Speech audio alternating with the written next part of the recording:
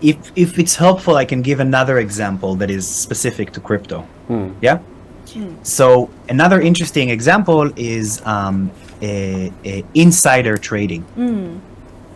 So insider trading, as everyone knows, is when someone has information about a particular company or asset that that is non-public material information. In English, 蔡英文 MNPI, material non-public information. And it's illegal to use it in order to make a big profit, because if anyone would use insider information all the time, we can't trust the market. It's not fair. Now, in the traditional world, the estimates are that until today, even though there's so much regulation, etc., about 10 to 20% of, in 10 of 20% of corporate news, etc., there's some sort of insider trading. We did research specifically on insider trading on decentralized exchanges. So, you have CeFi, centralized crypto finance, and you have DeFi, decentralized crypto finance. CeFi, exchanges like Binance, Coinbase, there are many of them. And DeFi is directly on the blockchain. So anyone can start a token. And essentially, it happens a lot that a token that is traded on a decentralized exchange, a centralized exchange want to list it as well. So we did research and we found that in 56% of cases, so 56%, more than half of cases since the beginning of 2021, tokens that were traded on decentralized exchanges and then listed on centralized exchanges, there was instances of insider trading on decentralized exchanges. This is based on some of the biggest platforms in the world. Now, it's important to say there are different people who might be doing this. It could be just very smart blockchain engineers who can see the activity. It could be investors. It could be people who work for the platforms. It could be a lot of different things. But it's a very high number. And again, similar to the rug pull example, you can see both the challenge and the opportunity. Again, it's important to say that it still exists in traditional finance. It's not like it was resolved in traditional finance. It's a big problem there. What you see in crypto is that because decentralized exchanges and everything is on the blockchain and they're permissionless, then it's a game changer for inside traders. So they can do it a bit more easily, and you see it very commonly. But one of the things we emphasize in our research is that, again, because it's on the blockchain, you can also detect this behavior automatically. In traditional finance, it's much harder because data is private. It's much harder to even realize it's happening. When it happens on a decentralized exchange on the blockchain, you can immediately see, and even if you can't immediately know who did it, you know that it happened, and because everything is recorded on the blockchain, you can trace it and see that it's happening. So again, decentralized exchange, DEX-based insider trading is a very specific form of market manipulation that you see in crypto. It's a unique new challenge, but because it's on the blockchain, because of the transparency, there's a lot that regulators can already do. In the United States, there are already two famous court cases. One of them with an employee of OpenSea, an NFT platform, who was convicted of insider trading, and one of them in Coinbase. So, and the last thing I would say, you see also the industry is very proactively working to reduce this, which is also very encouraging, and working with regulators. So just to provide another specific crypto native example that Solidus is working with the industry to solve. 内部交易，我可以先讲一下，如果讲错了，你可以纠正我。中间有一段关于 DeFi 到 CeFi 那块，我觉得我有一点模糊。对，就是刚刚的 Chen 讲的也是另外一个 case 啊，关于这个金融犯罪的一个非常典型的行为叫做 insider trading， 就是内幕交易。那其实非常简单，因为我觉得所有炒股票的人都知道内幕交易，我们整天看新闻都会看到谁涉及内幕交易证监会督请某某券商怎么配合调查等等那这个东西其实是为什么大家要去管它，是因为如果要是有太多的企业或者说资产涉及到了这个都是通过这个 insider trading 这个内幕交易来获取财富的话，那么整个所有的投资人都会不再信任这一个市场，那这一个市场一定是一个非常低质量的比较差的这个市场，那在香港肯定是绝对是不能够让市场变成这个样子。那一样这个Chen 的这个 Solidus 呢，其实也做了一个这个研究，大概是发现在传统金融里面，股票市场里面有10%到20%的公司其实都涉及到这个内幕交易的一些相关的新闻和信息。那么在这个区块链的世界里面呢，我们知道有两种交易的模式，一种叫做 CFI 中心化交易所 ，XWell 其实也是一间中心化的交易所。那它所有的托管呢，其实还有包括这些技术的这些框架呢，其实都是在一些非常中心化的一些基建上去搭建的。那另外一种呢叫做DeFi Decentralized Finance， 叫去中心化的这个金融我们可能大家比较了解的，比如说Uniswap 就是这种。这个池子的转换的这个大家知道的 DeFi， 还有这个 Order Book 的这个 DeFi Orderly 什么都是这样的一些就是去中心化的在链上做交易的。那么根据 Solidus 的这个研究呢，从2021年的年头开始，有56%的项目其实都是在从 DeFi 到 CeFi 的这个转变的过程中是涉及到内幕交易的。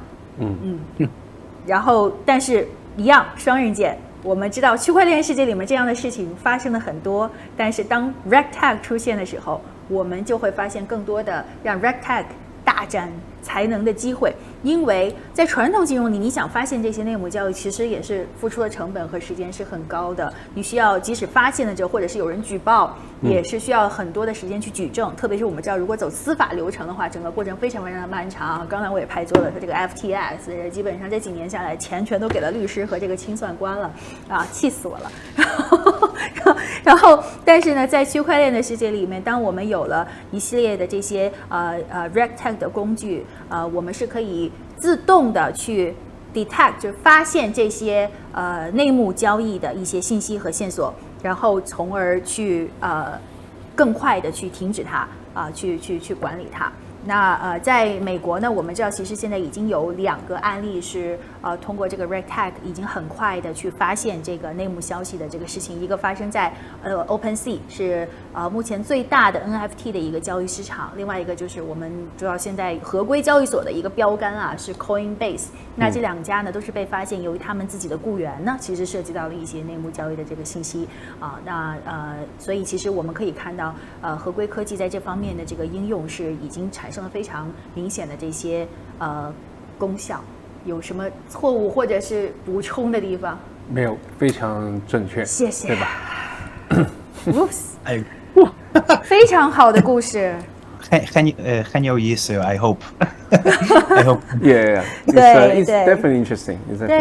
对，所以 those data that you present is really nice. Yeah， 这些数据确实是非常的 solid 然后也让我们更好的去理解为什么很多人闻区块链色变，然后也让我们理解为什么其实香港这样一个高水平的国际级的金融市场，但是对于虚拟资产交易的这个监管上标准设得这么高各种的这个条例设置的这么严格其实刚刚我们听到关于金融犯罪的事情的时候，就发现这个其实也是源自于区块链技术它自己原生的自带的一些特征，使得可能在这边它的这个犯罪的几率确实是更高。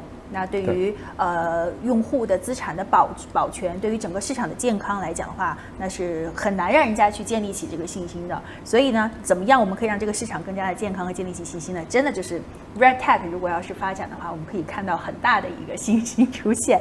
OK， 那其实要照这儿的时候，我想要马上我们进入到一个特别有意思的话题，就是 KYC。因为我们都知道每回我们谈到区块链和这个去中心化的时候，特别谈到比特币的时候，大家都一定要提它的一大特点，或者是3大特点吧：去中心化、不可逆和匿名，对吧？因为它的匿名，所以其实它也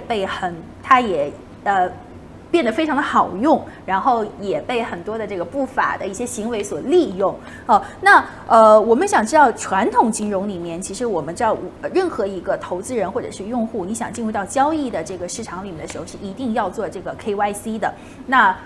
就是 Know Your Client， 就是简单说，比如说大家注册了一个，下载了一个华盛通，要在上面注册一个用户，你需要填写你的这个个人信息，然后甚至上交你的证件。我有点时间没有用到华盛通了，可能现在很多的这些券商的 APP 还需要你去扫脸啊，等等等等，是这整个的这个过程其实就是 KYC 的这个过程。那其实在这背后呢，系统还有帮你做一个工作叫做 AML 反洗钱。那这个 KYC 和 AML 其实是传统金融看得非常非常重的一个部分，它有一整套的体系去帮助所有的这个 player， 这个市场中的这个玩家去保证是好人、干净的人才在这个市场里面去玩。那到了区块链，刚刚讲到这儿，我觉得整个大家已经感觉不一样了。那当我们这个整个的这个金融市场需要区块链的世界需要这个做得越来的越合规，然后也是希望传统金融开始去拥抱区块链的时候，那我们的这个 KYC、AML 这两个听上去原生的本质的就反对区块链精神的这个工作，我们应该怎么样去做，或者是应该怎么样去实践，才是一个比较好的方式呢？现在我们让 Chen 给我们介绍一下。Chen, you really need my translation? I don't think so. I just want to ask about how to conduct KYC and AML. I understood. Yeah, I understood. I think I understand. I mean, if I understand, thanks. Yeah. No, you're basically asking about, to go a little deeper into how KYC, AML, and market abuse regulation is different, if I understand correctly, right? Yeah, in virtual asset trading. Yeah. So 很重要的问题，觉得。And again, 大挑战，可是大机遇。大挑战和大机遇。大机遇。机遇是，所以again, sorry, I go back to English, easier.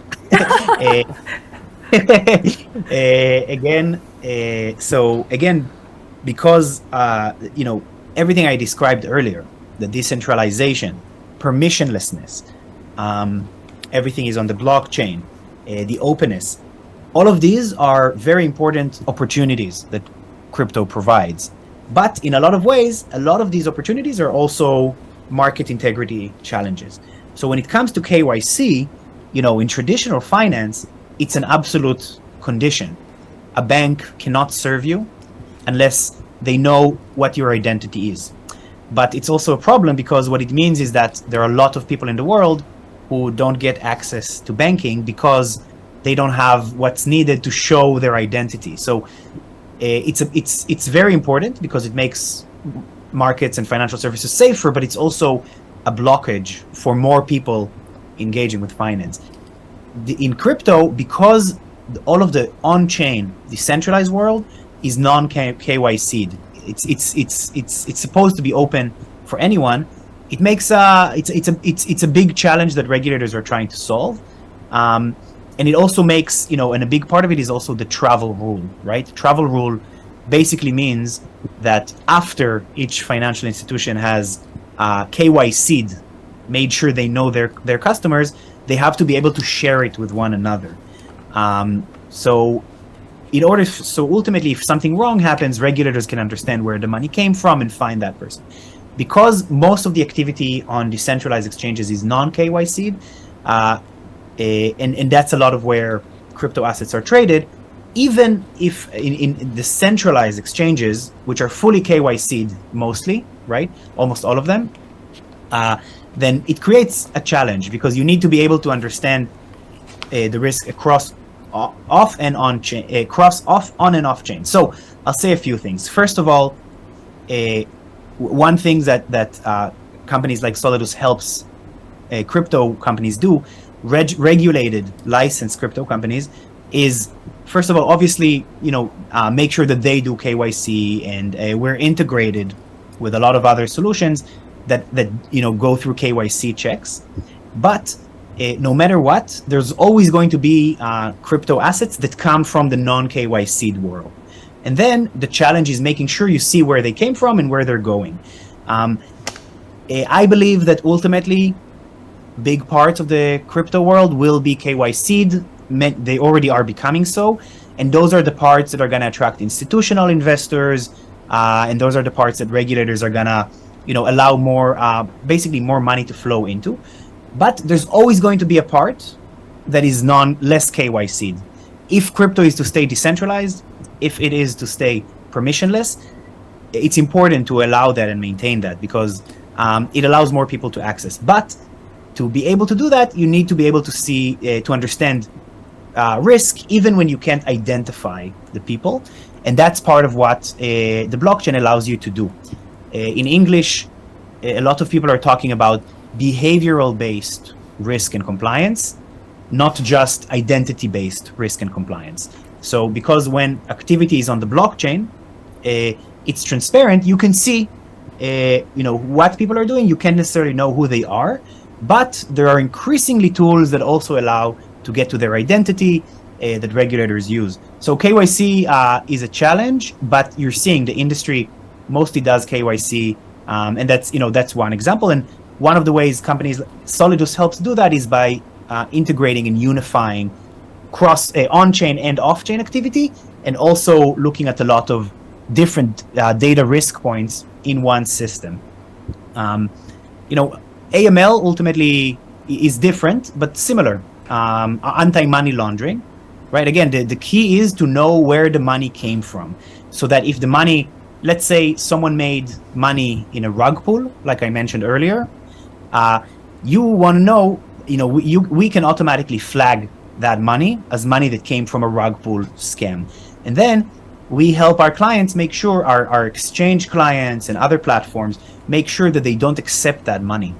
Because the first thing that malicious actors, that criminals do after they were able to make money in the decentralized world, they are going to try and transfer it to a centralized exchange so they can change it into dollars or renminbi or yen or something they can actually buy with. So being able to understand, to monitor it on the blockchain is very important. I will say, you're already seeing regulators understand in many cases that it's actually easier to trace illicit funds if they're on the blockchain than if they're, just suitcases full of dollars. If you talk to compliance officers in the traditional world, they will tell you that even with US dollars, only maybe 3% of US dollars that are laundered are ever caught. So again, it's a huge problem in traditional finance. It's not just in crypto. In crypto, there are some complexities, but you can see how there are also opportunities to do it more effectively. One great example, and I'm sorry that I keep on giving American examples, there are examples from all over the world, but is the Bitfinex arrests. Bitfinex, people, hackers stole, I think it was 71 million worth of dollars worth of Bitcoin in 2015. And then a year and a half ago, the US Department of Justice arrested those people when that money was already worth $4.1 billion. It is the biggest recovery of stolen funds in the history of the United States Department of Justice. And if you read what the court, the judge says, he says the only reason we were able to recover these funds is because it was on a blockchain. So in that sense, there's, again, challenges. It's difficult when it's cross on and off chain. It creates new challenges, but there's also an opportunity, and governments are already realizing that in some ways it makes life harder for scammers, especially when the right technology is used. I apologize, that was very long. 非常精彩，精彩 ，Terence 你来。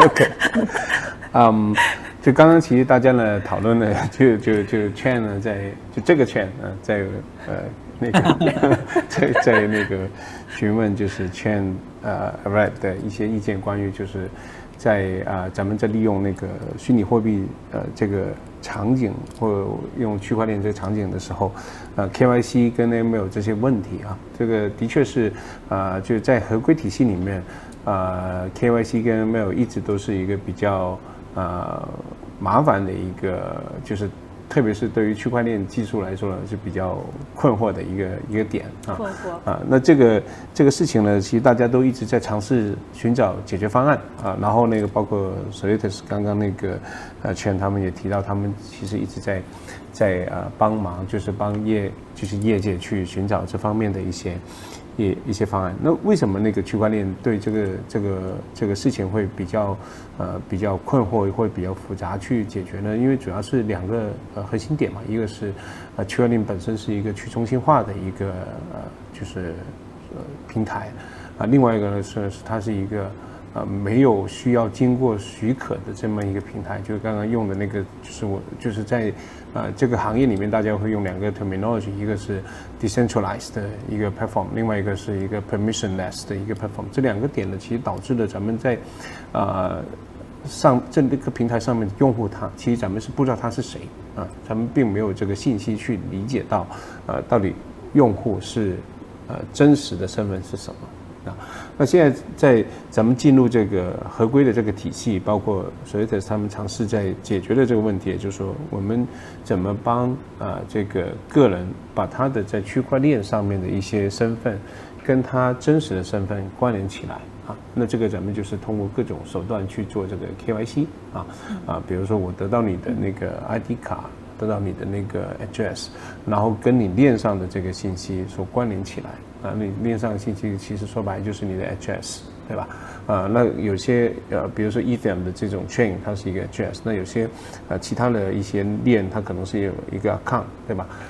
那这个信息关联起来，咱们就是会 understand， 就是这个人到底是什么样的人。那其实刚刚那个 Chen 也提到一个。